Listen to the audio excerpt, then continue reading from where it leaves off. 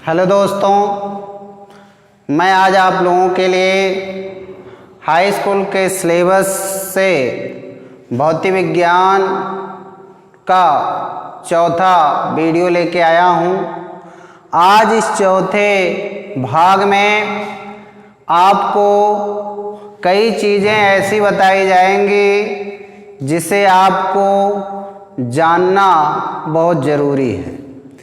कोई भी दिक्कत होती है तो आप इसे ज़रूर बताइएगा, क्योंकि आपकी समस्या का समाधान ज़रूर किया जाएगा। आज मैं आप लोगों को सबसे पहले पढ़ाने जा रहा हूँ गोलीय दर्पणों से प्रतिबिंब बनने के नियम, या ऐसे कह सकते हैं गोलीय दर्पणों से प्रतिबिंब बनाने के नियम। चलिए, भाग कौन सा है? ये भाग 4 है। भाग कौन सा है? 4। इस भाग 4 में सबसे पहले आपको पढ़ाएंगे गोलीय दर्पणों से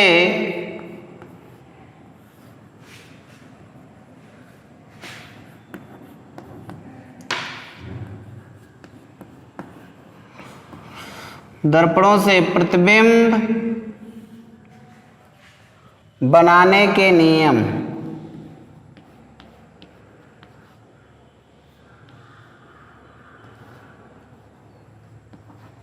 प्रतिबिंब बनाने के नियम।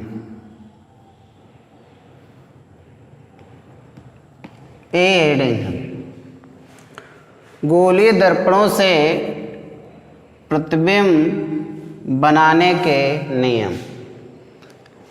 चलिए, गोलीय दर्पणों से प्रतिबिंब बनाने के 3 नियम हैं। कौन कौन से नियम हैं? 3 नियम है। पहला देखिए, नियम नंबर 1। नियम नंबर 1,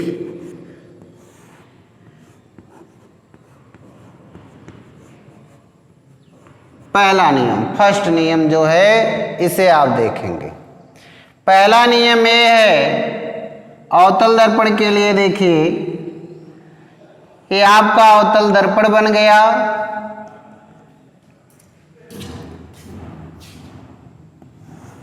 ये इसका ध्रुव है, ये फोकस है, ये वक्रता केंद्र है, ये M1 और ये M2 अवतल दर्पण है।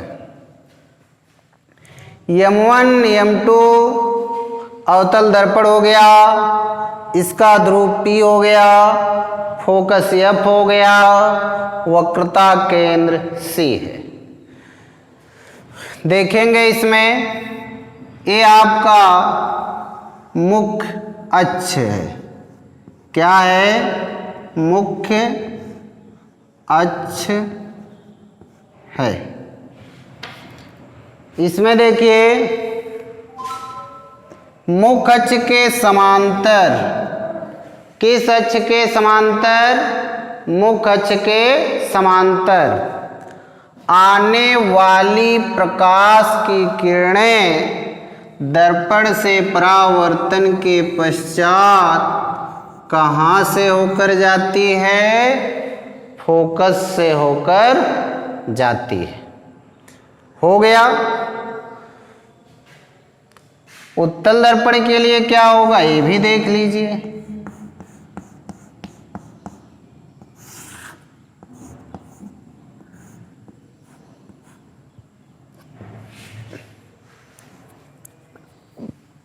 मुख्य अक्ष के समांतर आने वाली प्रकाश की किरणें दर्पण से परावर्तन के पश्चात फोकस से आती हुई प्रतीत होती है। ये पहला नियम समाप्त हुआ। इसको मिला करके देखिए, क्या है?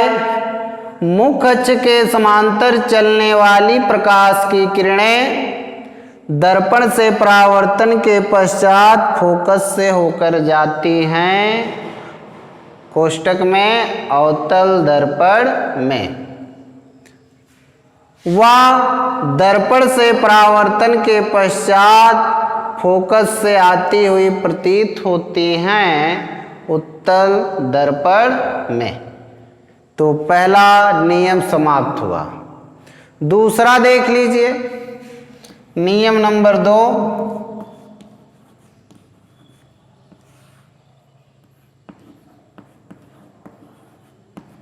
नियम नंबर 2 क्या है?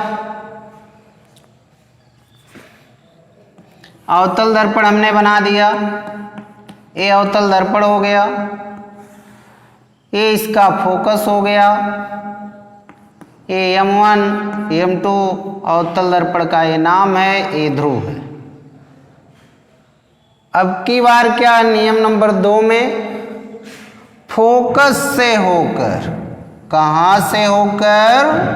फोकस से होकर जाने वाली प्रकाश की किरणें दर्पण से परावर्तन के पश्चात मुख्य अक्ष के समांतर हो जाती है। एक किसमें था? दूसरे नियम में पहला फिगर आपको बताया गया। ठीक है, अब आगे चलिए। उत्तल दर्पण में क्या है दूसरा नियम?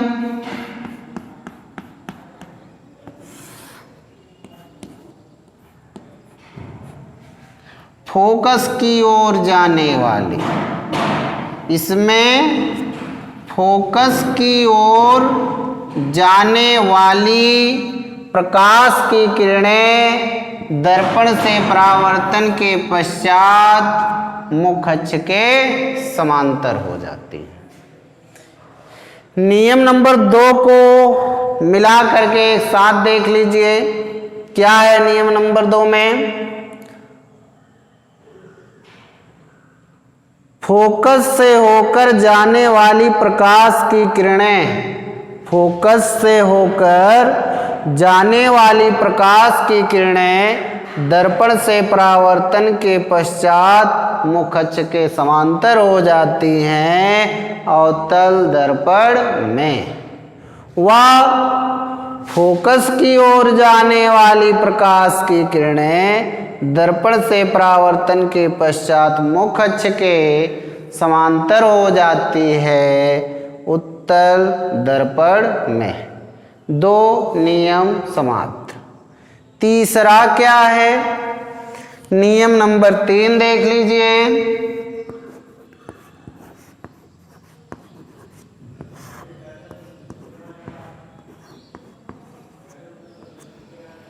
नियम नंबर 3 में क्या है? ये अवतल दर्पण है, M1 M2, M1 M2।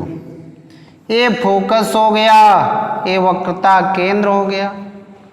वक्रता केंद्र से होकर जाने वाली, कहाँ से होकर जाने वाली?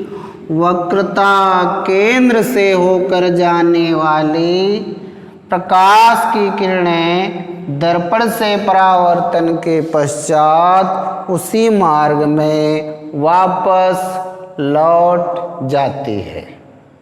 हो गया। उत्तल दर्पण में क्या है? ये ध्रुव हो गया, ये फोकस हो गया, ये वक्रता केंद्र हो गया। वक्रता केंद्र की ओर जाने वाली, किसकी ओर जाने वाली? वक्रता केंद्र की ओर जाने वाली प्रकाश की किरणें दर्पण से परावर्तन के पश्चात उसी मार्ग में वापस लौट जाती है। तीनों नियम को एक बार फिर से बता दे रहे हैं।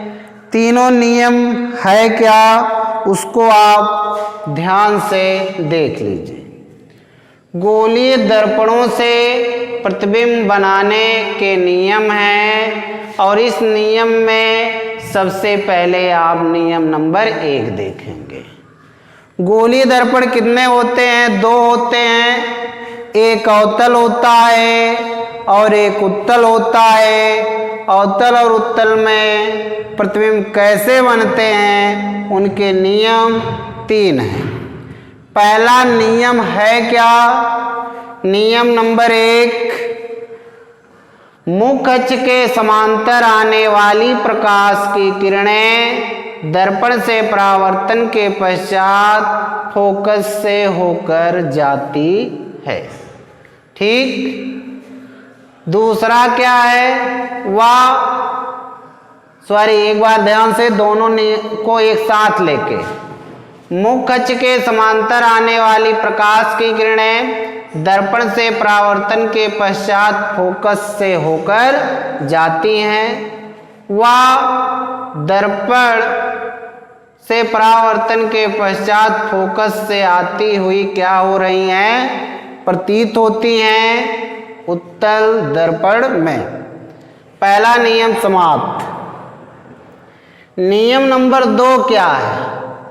नियम नंबर 2 है, गोलीय दर्पण के फोकस से होकर जाने वाली प्रकाश की किरणें दर्पण से परावर्तन के पश्चात मुख्य अक्ष के समांतर हो जाती हैं। कहाँ से होकर जा रही हैं? फोकस से। अब इसमें क्या है?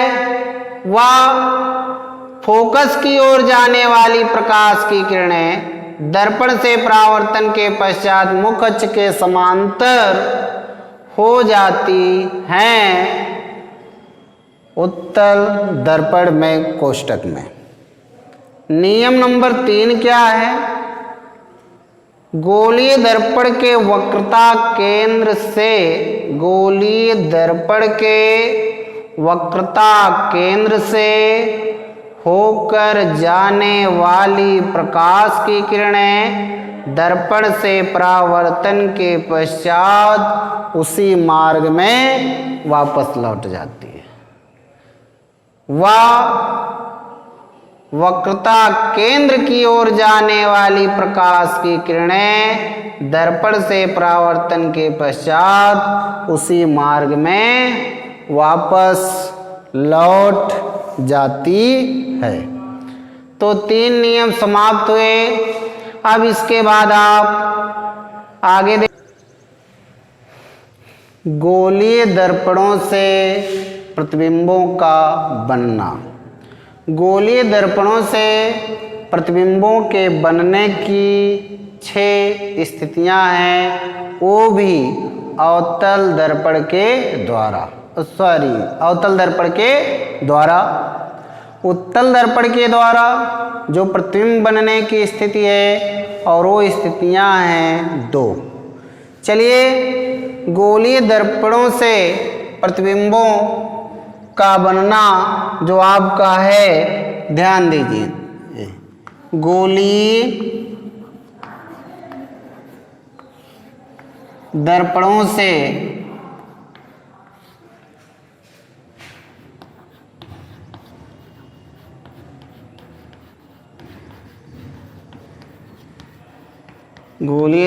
से प्रतिबिंबों का बनना।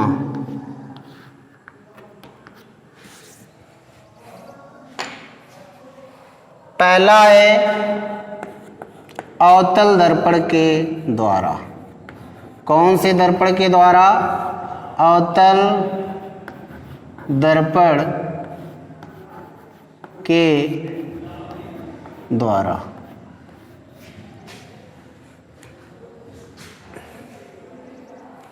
गोलीय दर्पणों से प्रतिबिंबों का बनना, ये हेडिंग है। उसमें सबसे पहले आपको मैं ये बताऊंगा कि अवतल दर्पण के द्वारा, मतलब अवतल दर्पण के द्वारा प्रतिबिंब कैसे बनेंगे।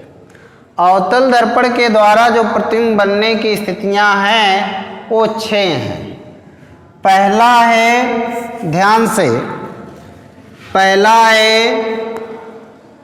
जब वस्तु अनंत पर हो, जब वस्तु अनंत दूरी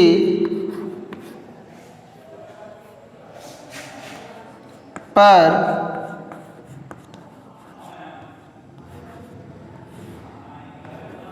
स्थित हो। जब वस्तु कहाँ पर स्थित हो?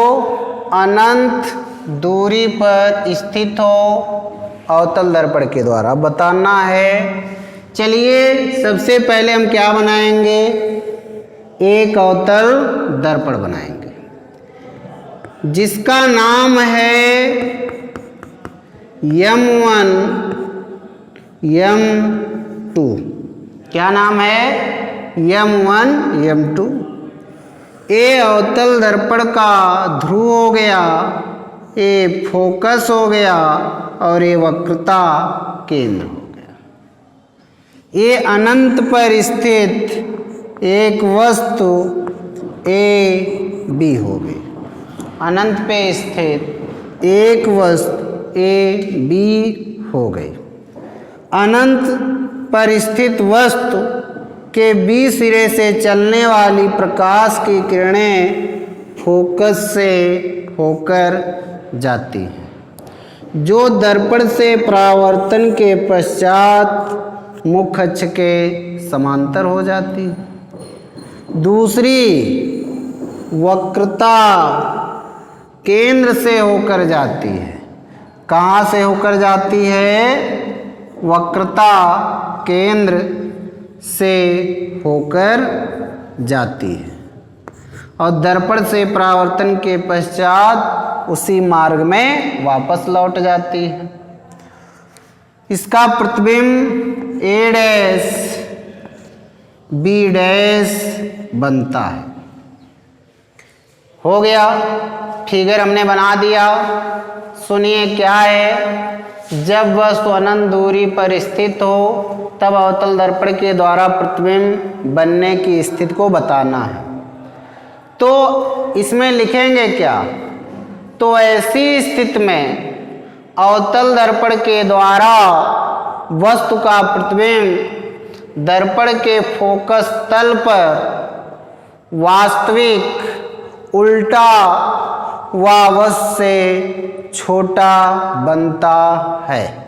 आया समझ में? अब चलिए दूसरी स्थिति यहां से। जब वस्तु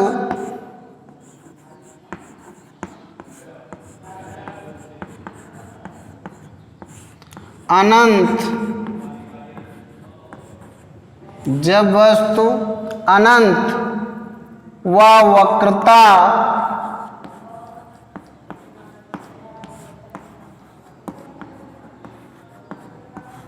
वस्तु अनंत व वक्रता केंद्र के बीच स्थित हो।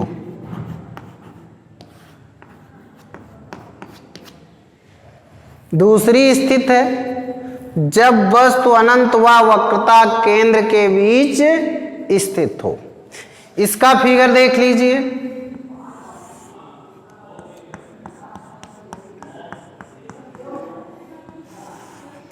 ए ध्रुव हो गया, ए फोकस हो गया, ये वक्रता केंद्र हो गया। अनंत व वक्रता केंद्र के बीच एक वस्तु ए बी है। अब देखिए यहां वस्तु के बी सिरे से चलने वाली प्रकाश की किरणें दर्पण से परावर्तन के पश्चात फोकस से होकर जाती है। दूसरी वक्रता केंद्र से होकर गई और दर्पण से परावर्तन के पश्चात उसी मार्ग में वापस लौट गई। ये देखिए यहाँ पे कटा है, इसका प्रतिबिंब यही बना है ए डैश बी डैश। कैसे इसको लिखेंगे? इसमें लिखेंगे इस स्थिति में अवतल दर्पण के द्वारा वस्तु का प्रतिबिंब दर्पण के फोकस व वक्रता केंद्र के बीच में वास्तविक, उल्टा व वस्तु से छोटा बनता है। तो दो स्थितियां समाप्त हुई। अब तीसरी स्थिति को आप देखिए। जब वस्तु वक्रता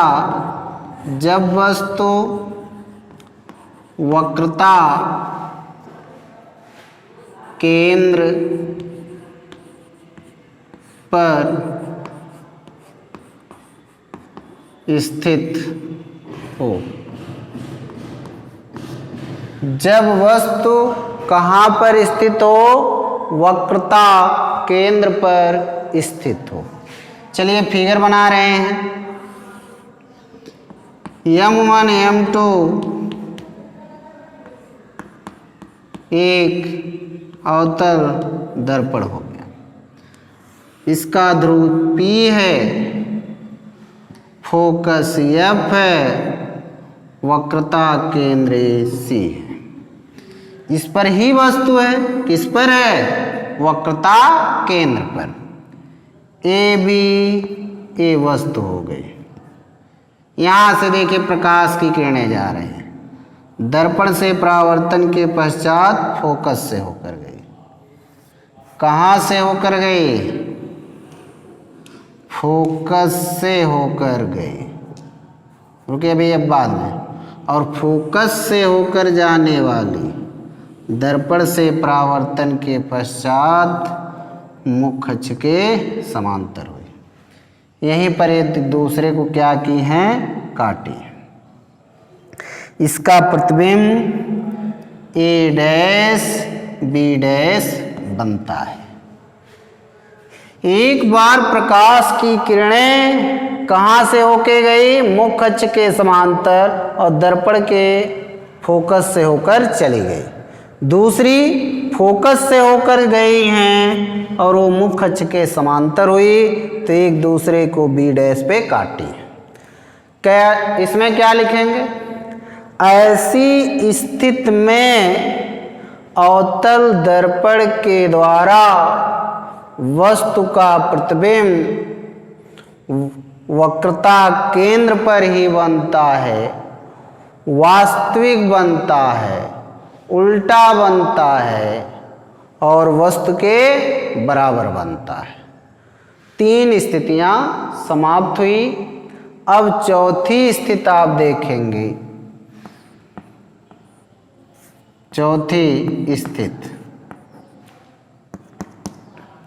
जब वस्तु वक्रता केंद्र व फोकस के बीच में हो। जब वस्तु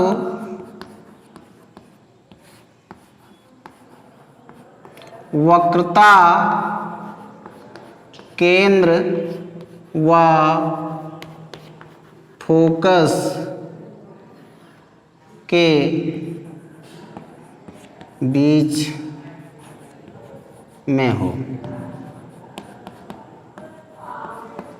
यह स्थिति है। जब वस्तु कहाँ पर स्थित हो? जब वस्तु वक्रता केंद्र व फोकस के बीच हो या बीच में हो। चलिए ये अवतल दर्पण बना।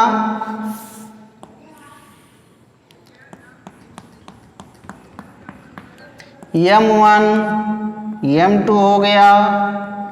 ए इसका ध्रुव हो गया, ए फोकस हो गया, ए वक्रता केंद्र हो गया। जब वस्तु वक्रता केंद्र और फोकस के बीच में स्थित हो, ए देखिए ए भी हो गई, मुख्य अक्ष के समांतर गए, दर्पण से परावर्तन के पश्चात फोकस से होकर चली गई। दूसरी कहाँ, यहाँ से तो गई, दूसरी कहाँ से होकर जाएगी, फोकस से होकर जाएगी, फोकस से होकर गई और दर्पण से परावर्तन के पश्चात मुख्य अक्ष के समांतर हो गई। इसका प्रतिबिंब यही बनता है, ध्यान देंगे।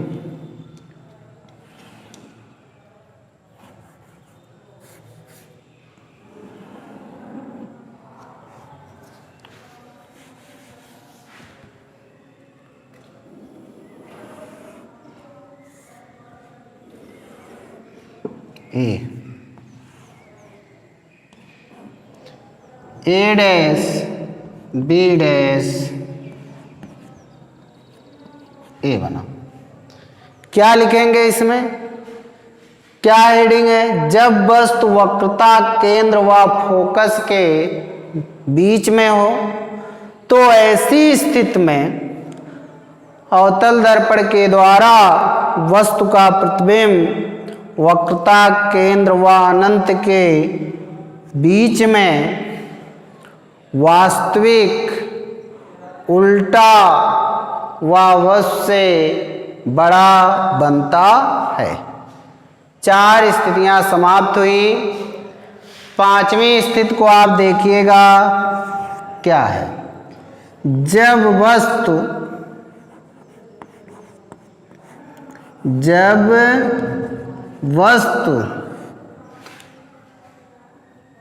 फोकस पर हो, या ऐसे कह सकते हैं जब वस्तु मुख्य फोकस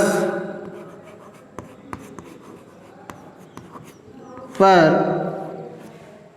हो या मुख्य फोकस पर स्थित हो, यही है। दूसरा नियम, 5वां स्थिति इसमें क्या है, जब वस्तु मुख्य फोकस पर स्थित हो। चलिए फिगर बनाते हैं। ये अवतल दर्पण है जिसका नाम M1 M2 है। ये इसका ध्रुव हो गया और ये इसका फोकस हो गया, और वस्तु यही है, क्या है, A B है। एक बार यहाँ से प्रकाश की किरणें मुख्य अक्ष के समांतर गई और दर्पण से परावर्तन के पश्चात फोकस से होकर चली गई।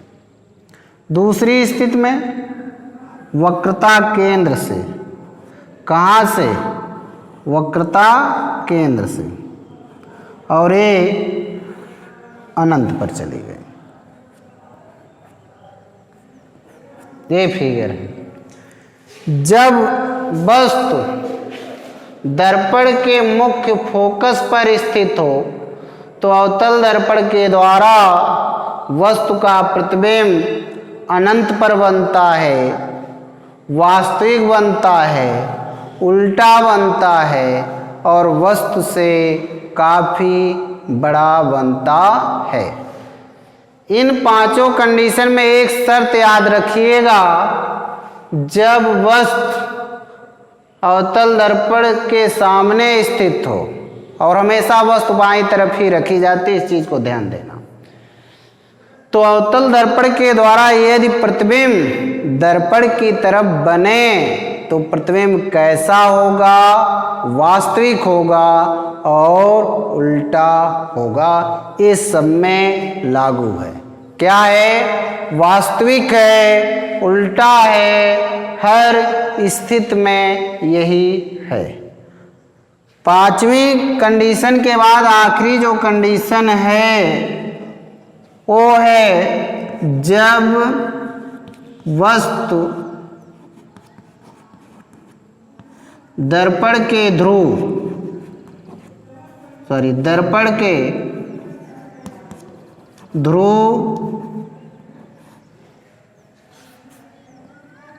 व फोकस के मध्य हो।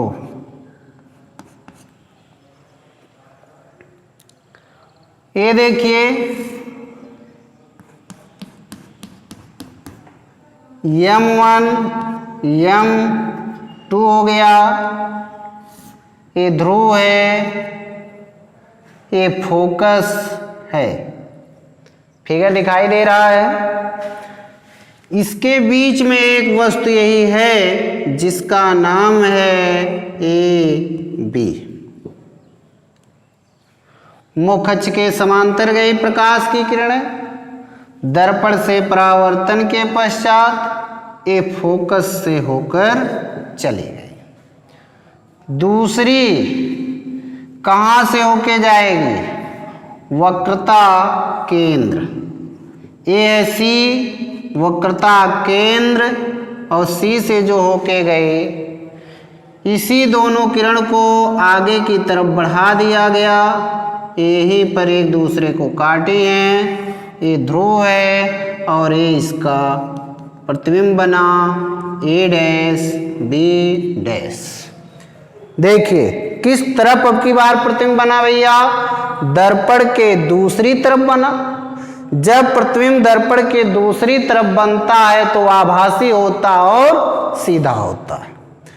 क्या लिखेंगे इसमें? ऐसी स्थिति में जब वस्तु दर्पण के ध्रुव और फोकस के बीच में होती है तो अवतल दर्पण के द्वारा वस्तु का प्रतिबिंब दर्पण के दूसरी तरफ आभासी, सीधा व वस्तु से काफी बड़ा बनता है।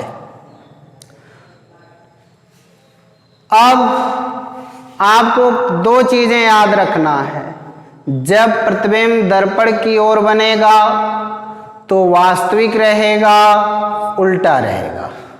लेकिन जब प्रतिबिंब दर्पण के दूसरी तरफ बनेगा तो आभासी होगा, सीधा होगा। तो अवतल दर्पण के द्वारा प्रतिबिंब के बनने की 6 स्थितियां थी जो हमने बारी बारी बनाया और आपको समझाया। ये सब समाप्त हो गया। अब आप अगले भाग 5 में पढ़ेंगे क्या? उत्तल दर्पण से प्रतिबिंब का बनना, उत्तल दर्पण से प्रतिबिंब बनने की स्थितियां आप अगले वीडियो में देखेंगे। बस आज के लिए इतना।